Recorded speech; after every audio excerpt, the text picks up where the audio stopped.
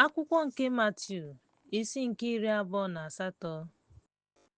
Mgbe ụbọchị izu ike gwụchara, mgbe ụbọchị mbụ nke izu malitere ibili, Mary Magdalene na Mary nke ọzọ bịara ihu ili ahụ.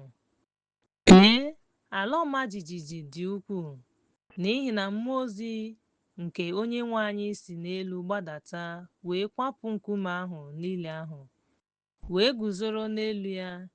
Ihu ya dị ka amụma, uwe ya dịkwa ọcha dịka snow. N'ihi egwu ya, ndị nche ahụ tụrụ ha n'anya wee dị ka onye nwụrụ anwụ. Ma mmụọ ozi ahụ zara sị ụmụ nwanyị ahụ, unu atụla egwu, n'ihi na amaara m na unu na-ahụ Yeshua, onye a kpọgidere n'obe. Ọ nọghị ebe a, n'ihi na a kpọlitewo ya, dịka o kwuru. Bịanụ hụ ebe e debere Onyenwe anyị. Gaanụ ngwa ngwa gwa ya okwu. Ndị na-eso ụzọ Yeshua na-akpọlitewo ya n'ọnwụ. Lee, ọ na-aga Galili tupu unu agawa. N'ebe ahụ ka unu ga-ahụ ya.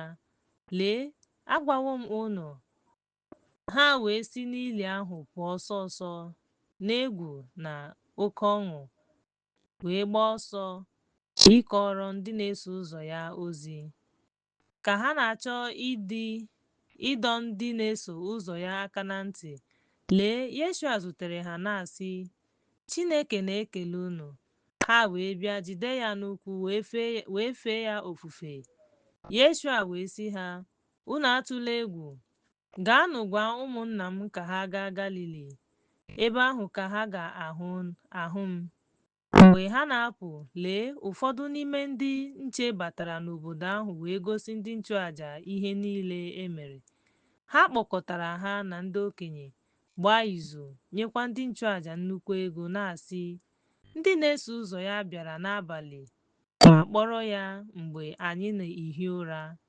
Ọ bụrụ na a tụlee okwu ahụ n'ihu onye ikpe, anyị ga-eme ka o kweta ma dozie okwu ahụ, ka unu ghara ichegbu onwe unu. Ha wee nara ego ahụ ma mee ihe a kụziri ha. A ka mara okwu a n'etiti ndị ntorobịa.